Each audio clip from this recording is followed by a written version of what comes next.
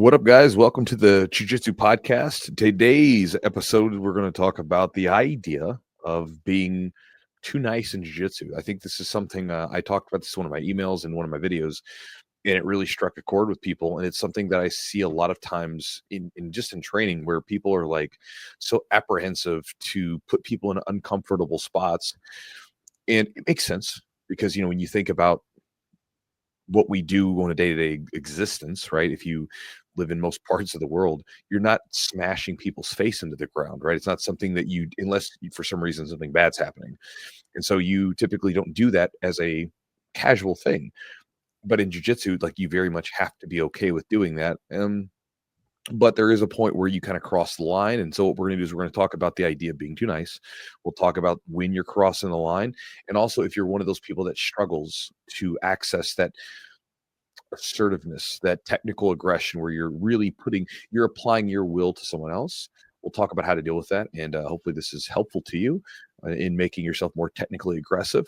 Or on the flip side, if everybody tells you you're a dick, well, then hopefully this will be helpful to reel yourself back in a little bit so that you stop being the reckless, spazzy jerk that nobody wants to roll with, that they avoid like, cockroaches when the light turns on as soon as it's time to grab a partner. Big thanks to our sponsor for helping make the podcast happen. One of our sponsors, Charlotte's Web. You can check them out at charlotteswebcbd.com and charlottesweb.com, and then their promo code is Chewjitsu30 for 30% off the order. Recently at the Jiu-Jitsu camp, one of the guys that was there, he took some of the CBD supplements that we gave away as part of a goodie bag. In case you guys ever come to one of my jiu-jitsu camps, you will get like a little goodie bag of stuff that we give you. And one of those things is like CBD. We give away some different stuff from Athletic. I gave away a book this year that I wrote and just kind of threw it all in there. And then he said he took some of that stuff. He felt like he got some effect from it, was asking about the stuff that I take and if there's anything that helps with sleep. And so I was telling him, like, the supplement that I have been using from them that seems to move the needle forward for me as far as sleep goes really well is their CBN Stay Asleep Gummy. As the name implies, it's there to support you with your sleep. Now, there's a key word when you use the word supplement, right? It's a supplement. If your sleep routine's jacked, if you're drinking too much caffeine close to bed, if you scroll all night long on your phone, like, those things need to be adjusted first. And then you add that into the mix and you can improve your sleep, right? And if you're a little bit older, again, we don't recover like we used to. And our main tool for recovering is sleep. You can take supplements, you can take TRT, you can do all those stuff. But if your sleep sucks, it's going to be tough. You know what I mean? It's our best way to recover as humans. And so I share this because, my sleep right now is like on point. It's locked in, and it's locked in primarily because, like, my evening routine, everybody geeks out about the morning routines. The evening routine is the one, because it's like, that's what sets you up for the morning. You go to sleep at the right time, you wind down, you put your phone down, you do all the things you got to do. We have lamps in the house to dim the lights throughout the house. So we kind of naturally gets us into that state. Whatever it is that you do to help kind of wind yourself down, it locks you in. So you get up in the morning refreshed versus like, okay, you're not mindful at all what you do for sleep in your evening routine. And then you try to get up in the morning and splash yourself with water and, take all these supplements. And then you're trying to like fight through fog because you had terrible sleep. So anyway, if you want to support your sleep, though, CBN, their CBN Stay Asleep Gummies are terrific. They also have a lot of other products. Everything's third-party tested. They also have functional mushroom products like lion's mane and reishi to do a number of different things. If you want to check them out, go to charlottesweb.com, promo code Chewjitsu30 for 30% off the order on whatever you buy. Big thanks to our buddies over at Epic Roll, epicrollbjj.com. We had just everything's epic with them, of course, but we just had a weekend camp at my gym, and I got everybody that came a set of rash guards and shorts. And Matt, the guy over there, he posted, because we're all wearing Epic Roll stuff because I get my rash guards made through him. And he was like, "What an epic weekend!" And it was a pretty epic weekend. It was a lot of fun. Awesome. Those camps are fun, man. I enjoy being able to like bring people over and share my house with people. And Luca likes it. He gets to we tell, like, whenever it's like camp day, it's like, "Hey, we're having a party today." He's like, "Party?" But he hams it up. But again, they make terrific products. So I like the stuff that they put out. I get my rash guards made through, my gym gis are made through them currently, and they do a good job. And customer service is on point. They do good designs on their website. So whether it's my stuff or if you want to look on their website at epicrollbjj.com, you can use the promo code Jiu-Jitsu20 for 20% off the order. whatever you buy. And I think if you get some of their gear, you will not be disappointed. If you guys would like to support the podcast directly, you can mosey on over to our Patreon at patreon.com/the Jiu-Jitsu podcast. When you do that, you'll get access to, well, first off, it'll have a bunch of details about what the perks are, right? So if you're interested, like what did we offer, you can check it out there. And for a nominal fee, you then join us in the Patreon, and you have a bunch of other perks that you can get access to by doing so. And you support the podcast you're listening to. So if you want to check it out and get access to the videos and the extra content and the direct access to sending questions in or messages, go to patreon.com/the Jiu-Jitsu podcast. And last but not least, if you want to support your jiu-jitsu by increasing your focus when you train, check out my website at chewjitsu.net/join. When you go to that website, you can input your email address and stuff, and you can get access to my daily email that I send out to my Chew Crew email subscriber list. From there, you'll also get a focused jiu-jitsu ebook and video. The video and ebook will show you over a dozen different ways to increase focus during your rolling. What's really important about this is a lot of people step on the mat with very little focus, run into plateaus, they run into frustration, they don't know if they're getting better, et cetera, et cetera. And if you start to increase the focus, you can pretty much eliminate all those issues right out of the gate.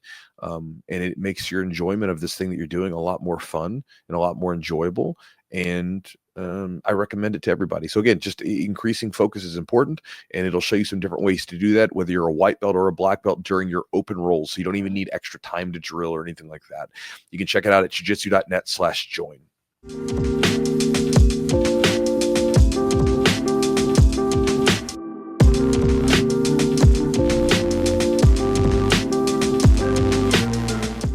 So let's jump into this idea of being too nice. And so this was a question that I got, from several different people, both online and offline, right?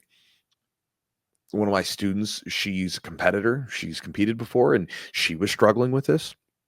She was struggling with the fact that she didn't want to feel like she was being a bitch to people.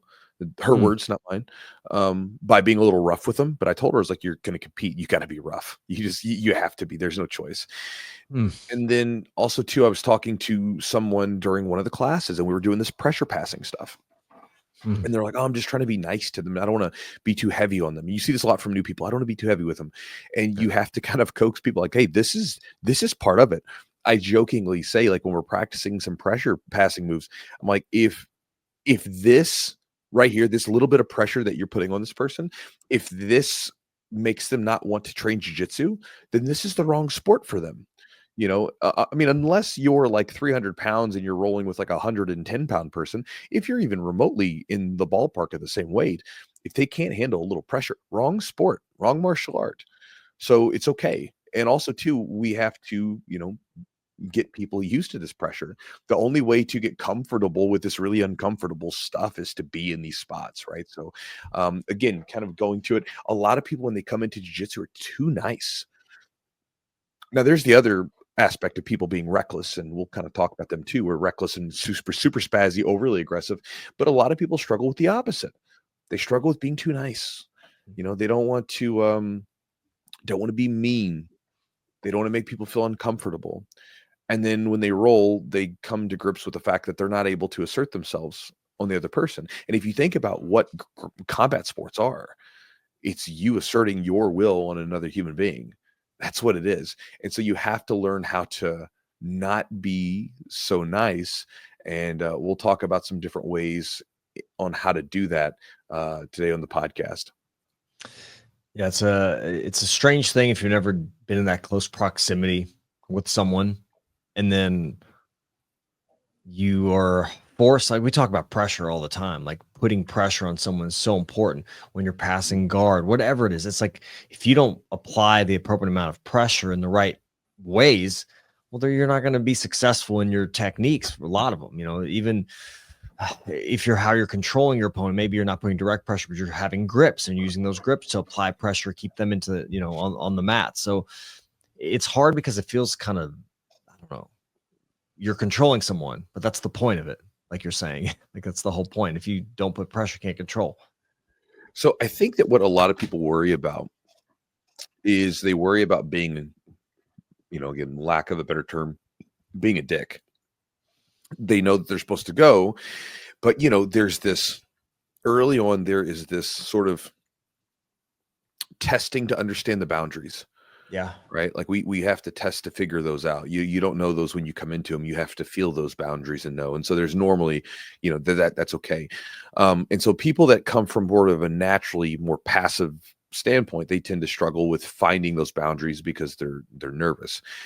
Here's kind of my sort of ideas on this, on how to apply a pressure, be aggressive, but at the same time not be a dick, not be a bitch, and still have people that train and want to be training partners with you and not injure anybody.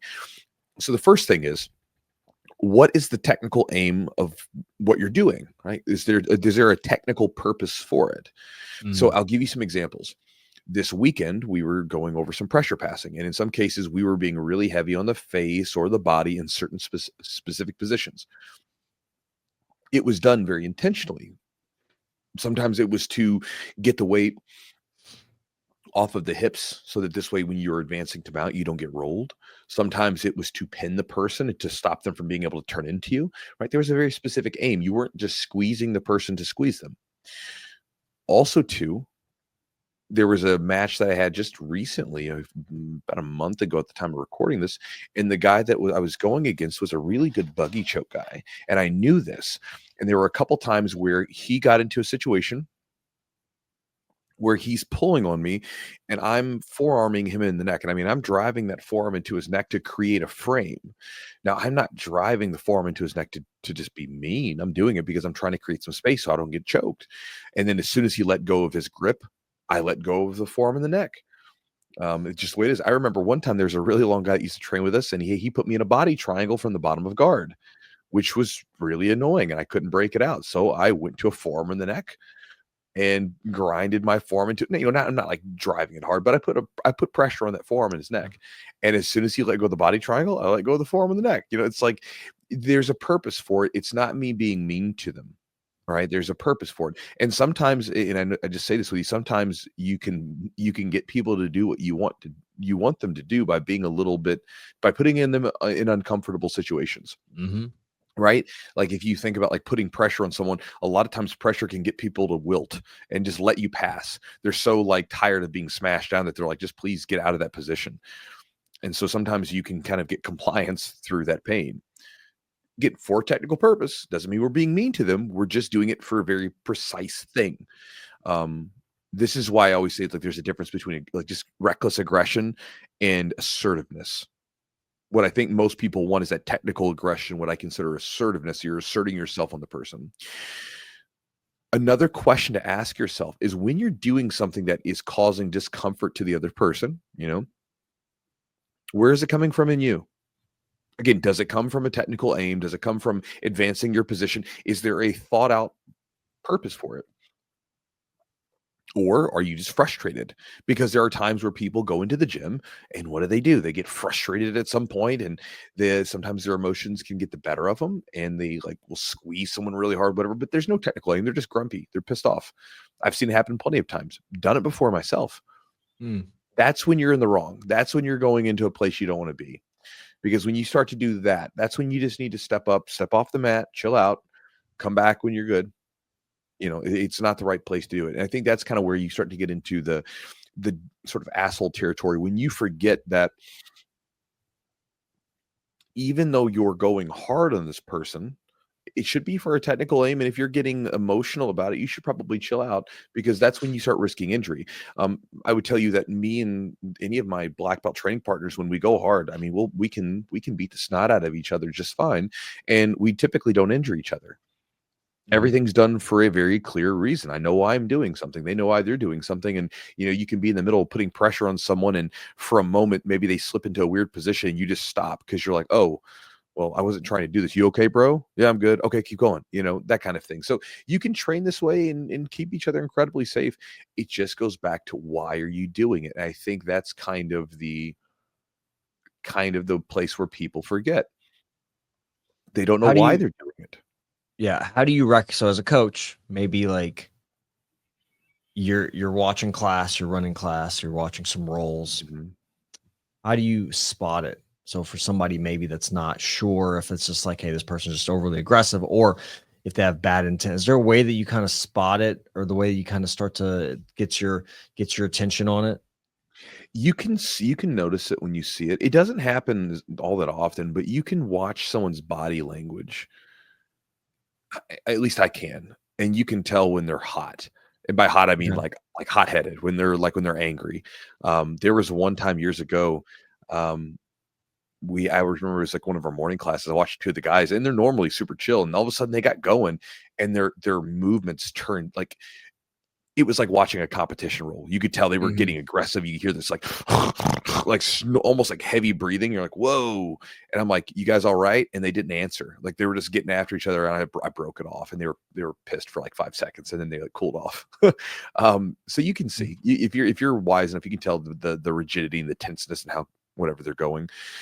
Also, too, you got to know the people are, and this is part of being a coach, right? If you're like, there's instructors, but there's coaches. Instructors and coaches aren't the same thing. Instructors just teach moves. Coaches, they get to know the people that are there, and they get to be able to read them. It's a lot of like psychology. You're reading these people, and you get to know how to adjust to each person, because each person is a little different.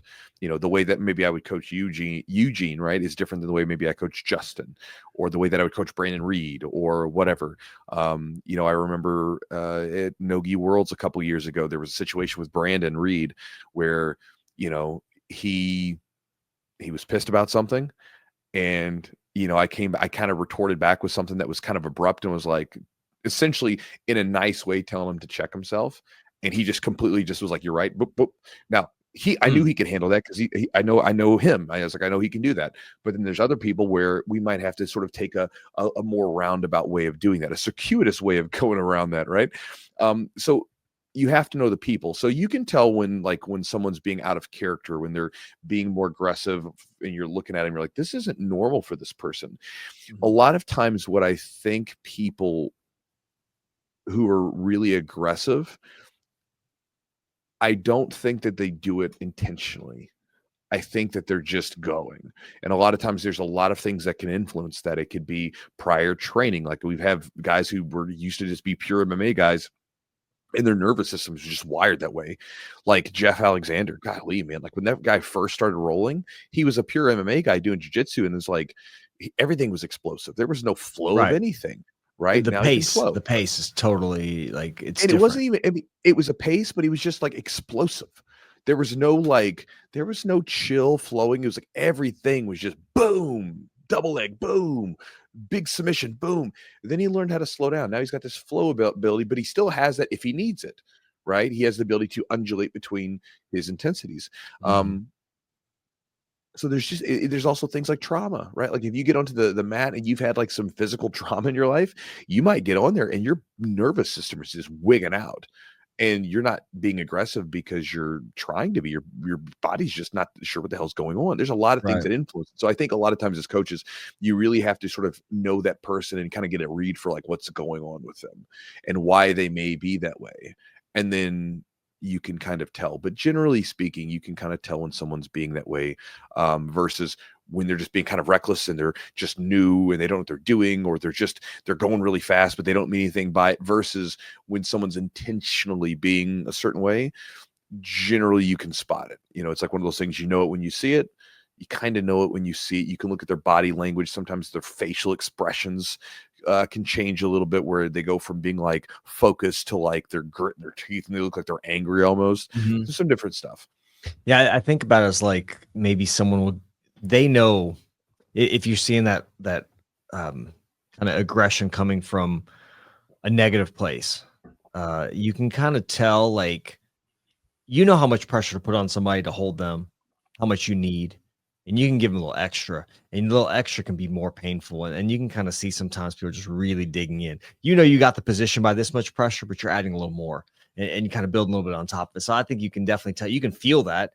I've trained with people before, and I kind of feel a little, they're giving me a little extra. You know, they're just trying Yeah, to make the positions more uncomfortable. They've already solidified position, or they've already got the technique that they need, but they're just applying a little more. But I don't think that's necessarily them being a jerk, because like even like you and It I doesn't have roll. to be, no. There's sometimes you and I are rolling, and like maybe you're a little squirrely that day, and I'm like I'm having to just try to like pin you down, and so I might give you a little extra, not to be a jerk, but I'm like, just oh man, he's coming at me today, so I got to like really pin him. Um, Um, like I said, there's a differences in that line can be pretty fine, yeah. from Well, versus like you know but when you and I roll and you turn it up, first of all, I like when you do that. The reason why is because I feel like not always somebody just turn it up, but I feel like I'm forcing you to turn it up a little bit, which is good. yeah, It means I'm probably doing something that's something right, right. But I feel pressure, but I don't like I know when you give me that pressure, you've probably got more and you don't give me you give me enough to be like, hey, I've got you or I got this position. I right, can tell if you're like, if I'm rolling with somebody and they're like trying to like make you put you in pain, essentially. yeah, sure, Not get position, but it's more like pain, like the intent. So yeah, I think you can feel it. Like, and one of the things, the rigidity you talked about. Some people just have that rigidity, that kind of anxiousness, that tension. But like some people are just like it's like a fight or flight thing, and they're trying to survive essentially. So that, I mean, there's just you can tell so much about like when you just link up with someone, like a tournament, for example. You grip up and 100%, you're like, oh shit, I feel this. Like they're gonna, yeah. they're either really nervous or they're just you can just tell like the tenseness in the feeling. Yeah, I mean, it's you can tell a lot about people by linking up with them physically, especially if you know the person, right? So, like, Yeah. if I feel the person, and if I know someone, I've rolled with them for a long time, I can tell if they're like a little off, if they're tired, if they're maybe something's like you can just tell sometimes when something's going on with them, like and you don't know what it is. Like I don't know. It's Yeah. like, oh, did your dog just die? I don't know that, but I'm like, you all right today, man? You good? And it's like, "Yeah, man, just some stuff's going on with the wife or, Sure. whatever." You can just tell, you can feel it. I remember one time years ago, there was a guy that was at our gym named John, and, I had made a joke with him, and I didn't mean anything negatively by it. I was just joking, as I often do with people, and, we rag on each other Mhm. in Yeah. groups, and it's what we do. But he took it the wrong way. He thought I was serious, and so he didn't say anything at that moment, but we rolled later on that week. And I remember from the moment we locked up, something felt off. It felt weird as his body felt more rigid. He was Mm. stiffer. You could just something was different. And I remember having him in an arm bar and then he didn't tap. And so I continued to like slowly apply pressure. And I'm like, "You all right, bro?" And he wasn't answering me. You could kind of hear him like grunting and gritting his teeth to try to get out of the arm bar. And I eventually pulled, and there was a little bit of I could feel something. I don't know what it was, but I could feel like some sort of like a feeling that wasn't what there was a feeling in his elbow, so I was like, Mm. I let go immediately. I was like, "Are you okay, bro?" And he got up and he pushed me, and he's like, and he was really angry at me.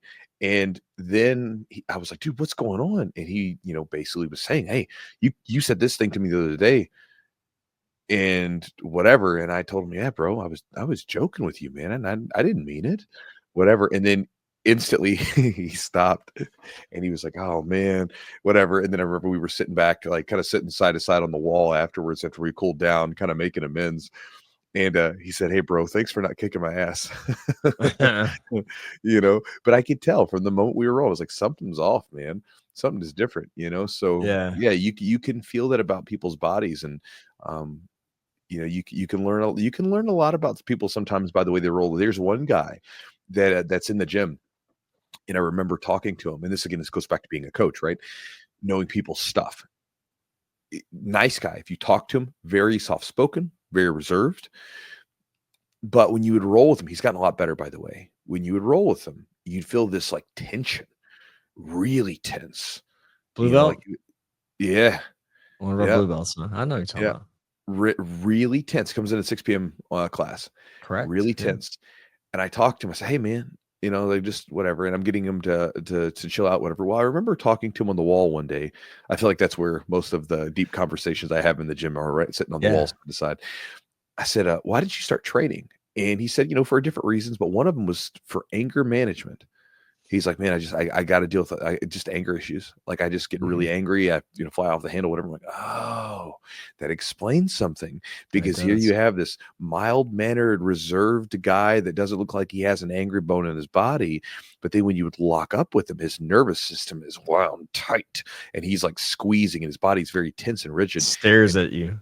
Yeah, well, I don't get the steers so much, but you could feel it, and now I'm like, oh, you're Makes dealing with sense. that.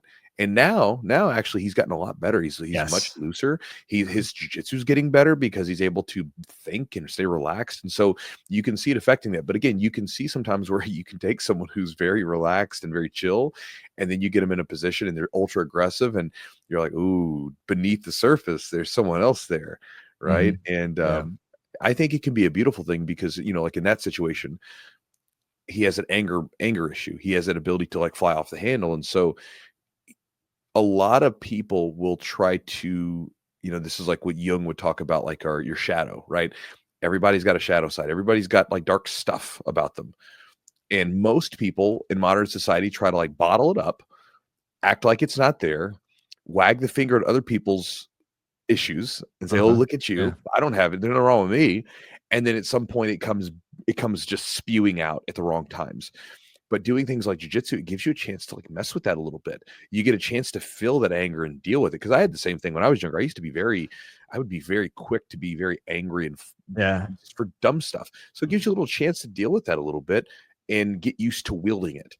And then being able to like, I want to use this intensity for something versus this isn't the right time. You know what I mean? Because it's like it's very helpful. So I jiu-jitsu gives you a chance to deal with a lot of the darker sides of yourself and play around with them in a very contained space, which is why I've used that analogy before, calling jiu-jitsu a walled garden. There's been that term has been used before.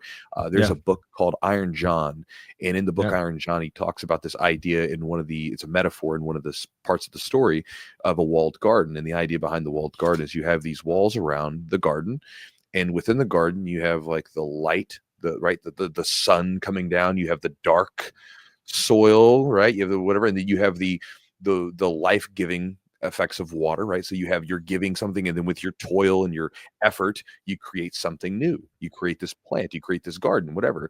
But you have to have the barriers around it to keep it protected, right? You can't just do just like jiu-jitsu, you can't do what we do just out in the open with random people that haven't become part of Yeah. the group.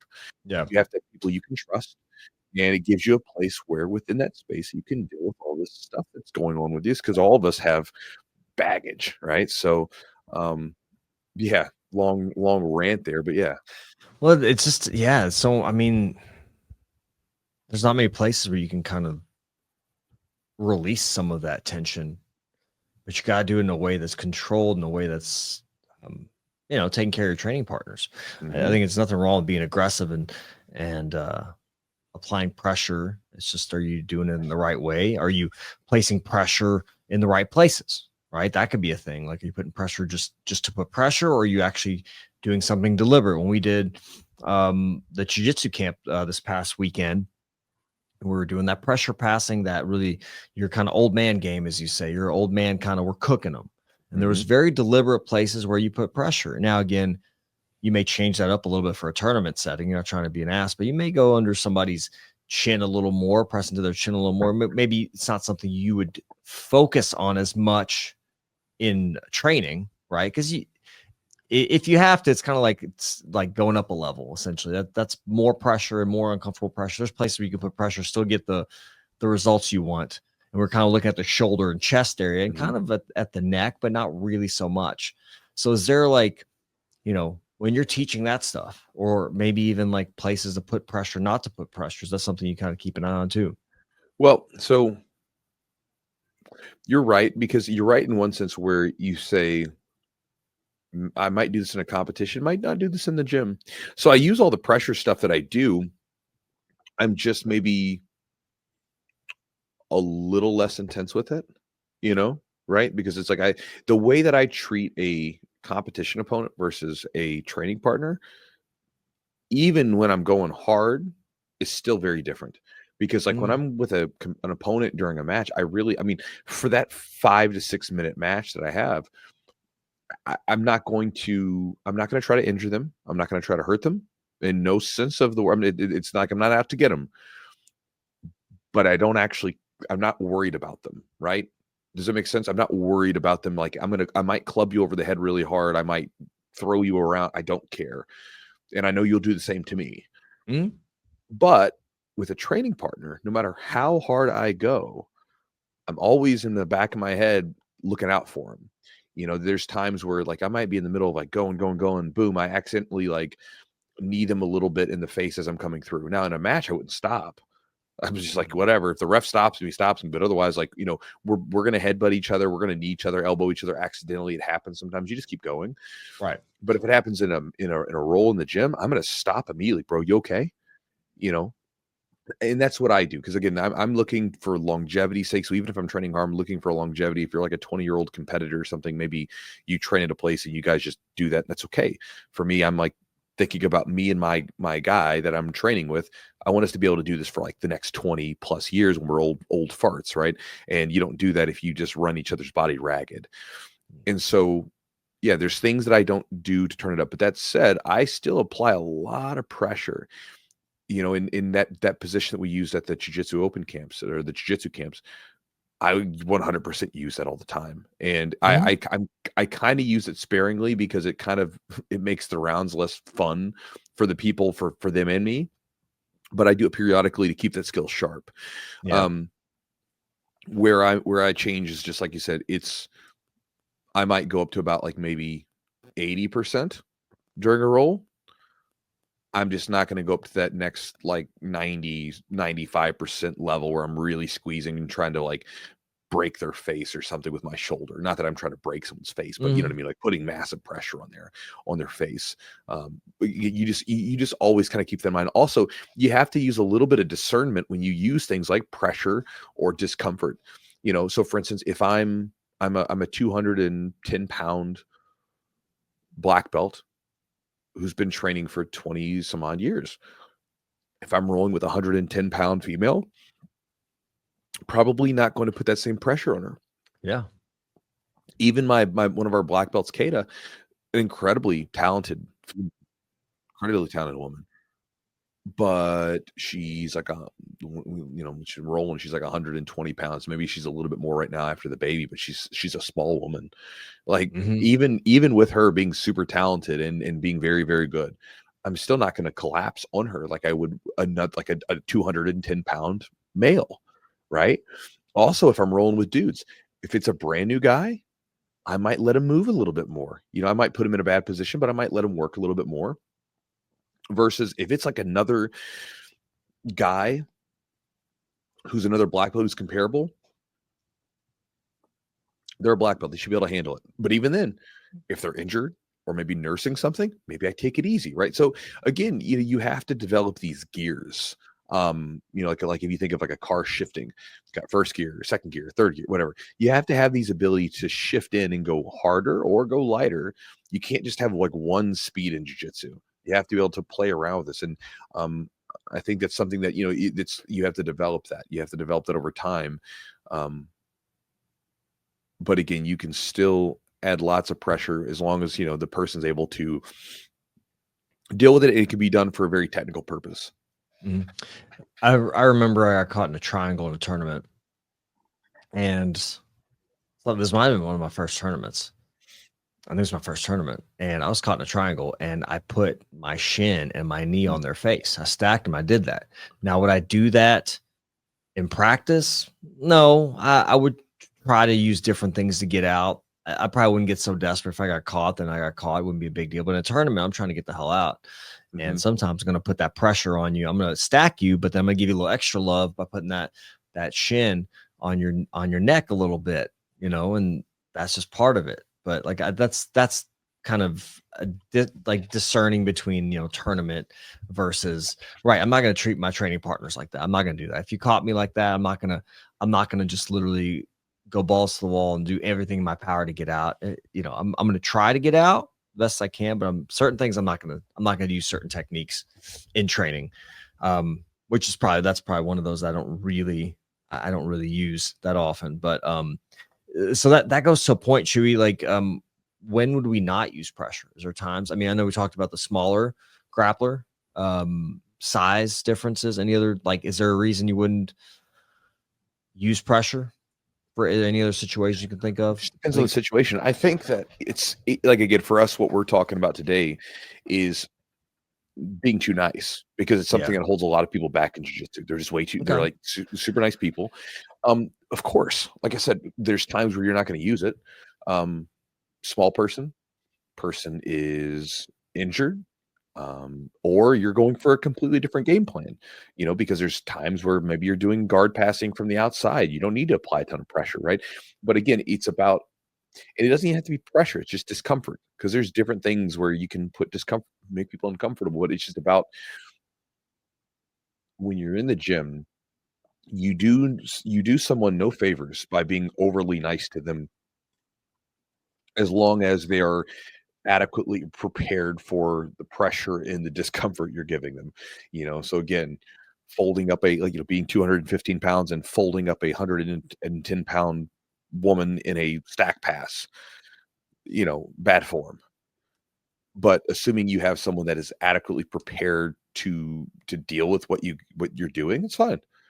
I just, again, for most people, I just think it's like they're learning how to turn that on. They're learning how to access their aggression, because you think about, just in society in general, it's like, it's just, people act like it's such a bad thing.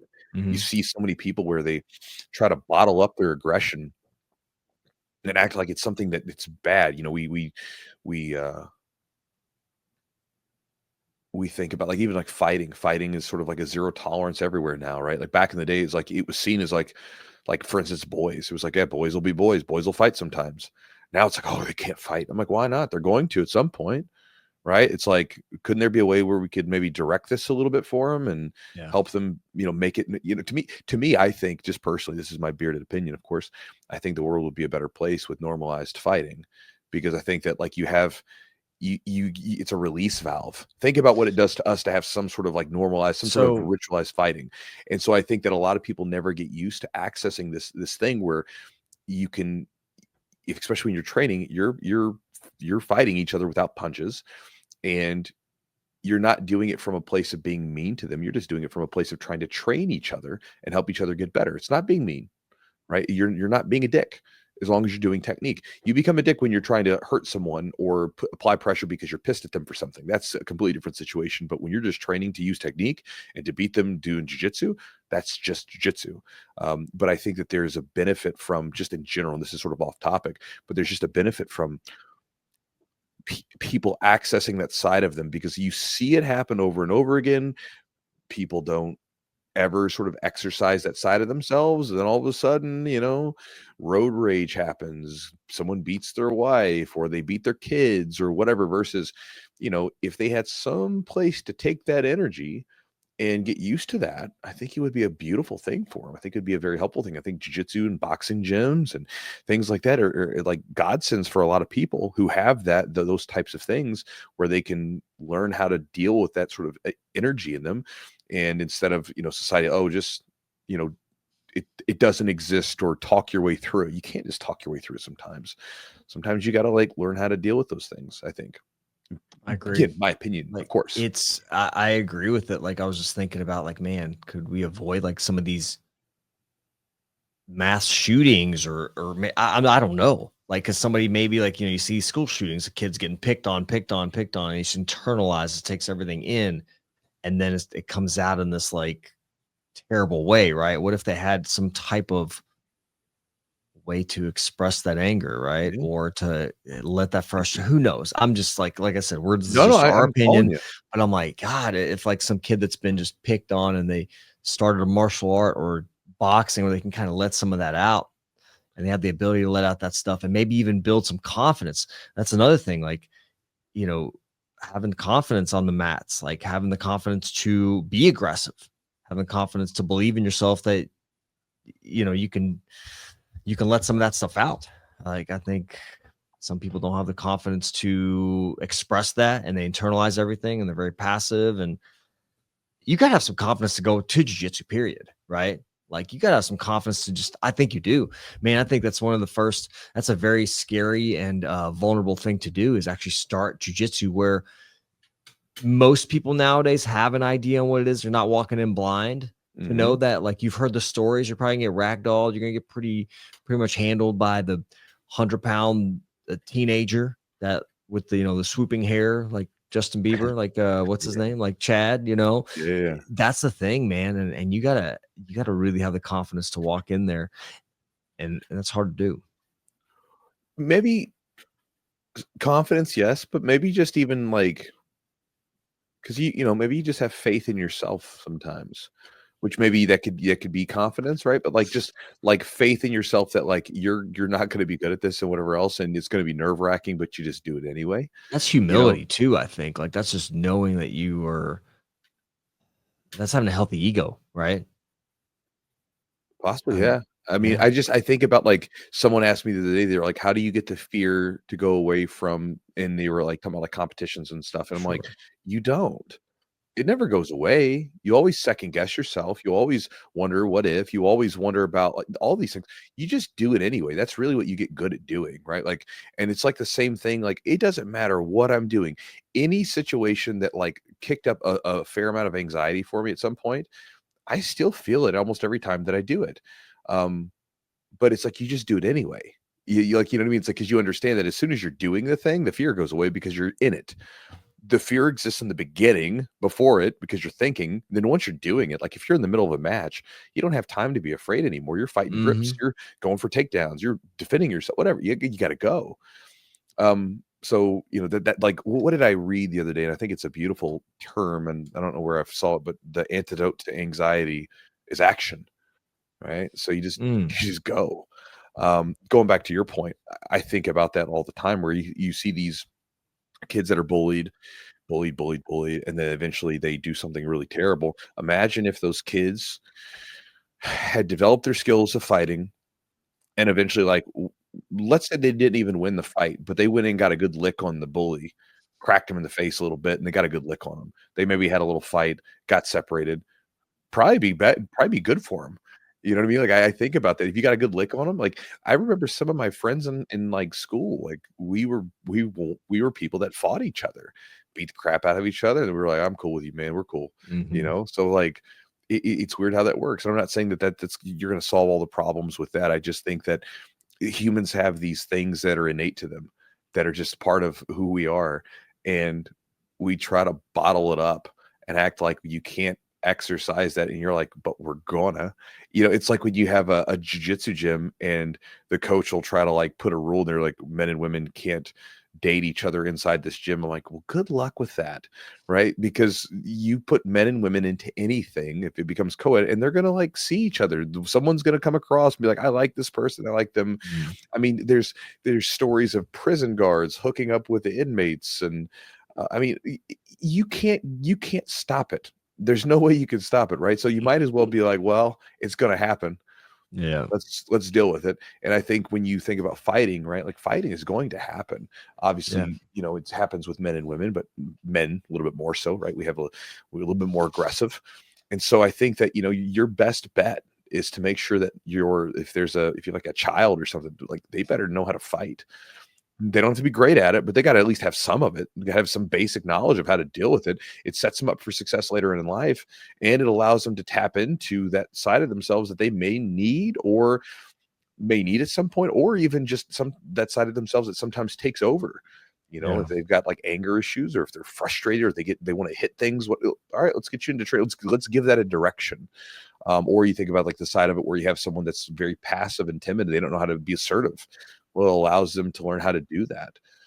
Or even like me when I was young and I'd been jumped and was getting over that and had no confidence. And all of a sudden you learn that you're more capable than you think you are, and that Mhm. you're in those scary situations that you just sort of do it anyway. And, you have the potential to withstand the losses as they come and the failures as they come. But if you keep at it and you work hard, you stay focused and you keep going, that a lot of times you end up overcoming those situations and good things happen, you know? Well, yeah, it's that fear inoculation in some ways, right? You're afraid to compete. Well, how do you get over that? Well, you kind of learn to deal with it and you are able to overcome it in a way. Like, you still have the fear of competition, right? Mhm. Because like I'm always like I don't know if there's been a tournament where I was like, man, why am I doing this? Oh, Like yeah, you yeah, go, yeah. you have that thought, like I could just, be watching. Why am I doing this? But then you kind of like you gotta get that out, but you understand that like I'm gonna be afraid and this is Mhm, normal. And the more you do it, you know that these feelings are normal. And then you go out there and compete. Whatever happens doesn't matter because you did the damn thing. You competed. And it's like, oh, that's right. afterwards, you're just like, I wasn't that bad. I Mhm, could do that again. yep, Most people are like, after I compete, and then you build it up into this thing, you're like, all right, that wasn't too bad. I could go compete next weekend. My right. body says different. My mind says one thing. Mine's like, yeah, that wasn't too bad. My body's like, you probably need to take a little time to lick your wounds and stuff. But Yeah, it's there's just there's doing it, power in man. failure. Like, Of there's because course, it's man. like when you fail and you realize that it doesn't matter, that you're okay and that you can keep going and that you can withstand the failure, that's a powerful thing. Yeah. You know what I mean? Because like what do we do? Like a lot of times our anxiety builds up the unknowns into these terrible situations like, well, what if, what if, what if? Well, then it's like, well, this is what happens if I lose and it ain't that big of a deal, right? And that is a powerful thing because then it's like, well, you could if you really examine it and think, okay, well, what's the worst thing that's going to happen? Not much. Ain't that big of a deal. Yeah. That sort of unlocks the ability. Like for instance, I remember when I first started posting YouTube videos, very nerve wracking. And again, this is Mhm. like over 10 years ago. Before it was like cool, everybody's doing it. Now it's like everybody's doing it. Everybody's got a damn YouTube channel, right? This is back in the day before it was like it was still relatively like, it was getting more popular, but whatever. Post a YouTube video and you're like, well, what if someone says something bad, right? Then it happened and it was like, oh, well, it doesn't really matter. It's not a big deal. Well, then it's like, okay, well, so I don't even have to consider that as a worry anymore because it's not that big of a deal.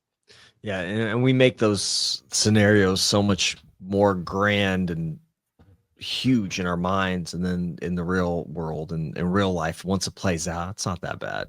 As long as you're not injured or anything like that. I don't think it's a huge thing. Chewy, I want to ask you this question. We talked about this a little bit, but like, how do you, if you see somebody that's super passive, not putting that pressure on, how do you teach them to develop that ability to have that switch?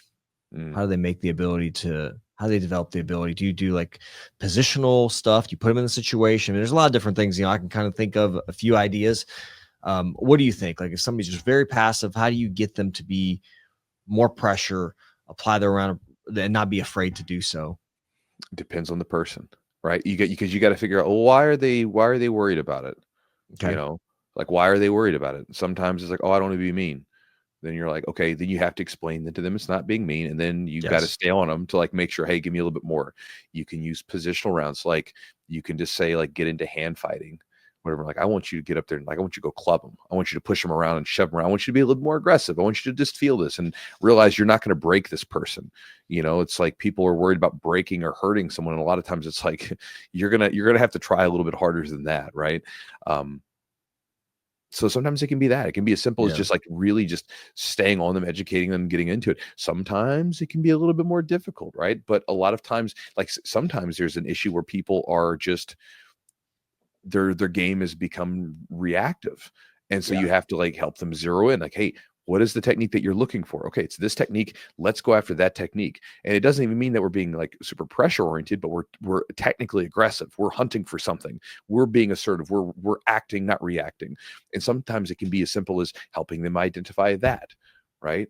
But it just depends on the person because again, you can't give a blanket answer. You really have to figure out like what is my hang up? If you have trouble putting Mhm. pressure, if you have trouble going after people, what's the hang up? I've seen competitions help people. I've seen people where they are not aggressive at all. They lack that sort of intensity. They go to a competition, they have a couple matches, whatever, and then they come back and all of a sudden it's like they've unlocked it because they just felt it and they're like, whoa, that was something. You can even do this with like rounds in the gym. You can say, okay, let's do some mock-up competition rounds and everybody's going to stand around and cheer. Let's get after it. And we're all going Yeah. to watch and cheer. And you can kick up some of that anxiety through that, which again is going to make them a little bit more aggressive. So there's different things that you can do. You just have to first figure out where is that person's hang up. Why are they not aggressive? Why are they not going after it? And then you can kind of move into creating scenarios that can help them get into that mindset and to, be okay with being a little bit more aggressive, rough, pressury, whatever it might be. You're like a jiu-jitsu doctor. You got to diagnose them first, got to figure out what their diagnosis is, and you'll know how to treat it. But that's it, right? It's like Yeah. what I'm saying is that's if you're coaching. If you're just Sure. being an instructor, you just teach them moves, right? Run your class. But if you're being a coach, you're trying to put your pulse.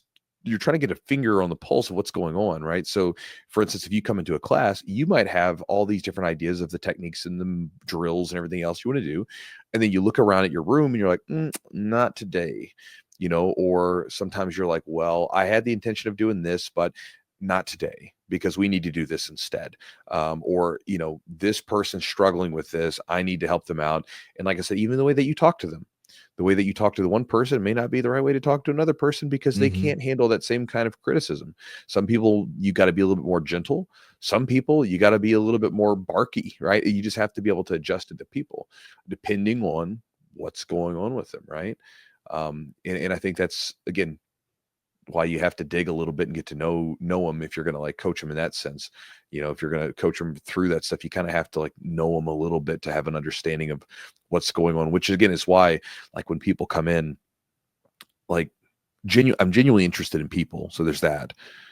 But I'll ask a lot of questions like, who are you? Like, where are you from? Like, and then I'll start to we'll get relatively personal. I remember one guy, he's been doing jiu-jitsu with us for a little bit, little newer, one of the morning guys and my 10:30 a.m. guys.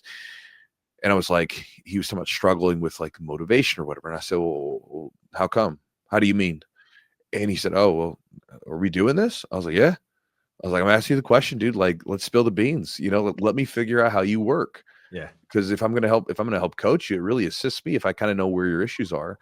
Yeah. And so like the other day, he like had been off the mats for about a couple of weeks, was just getting back into it. He was doing some of the boxing, and I was like, why aren't you over here with us today?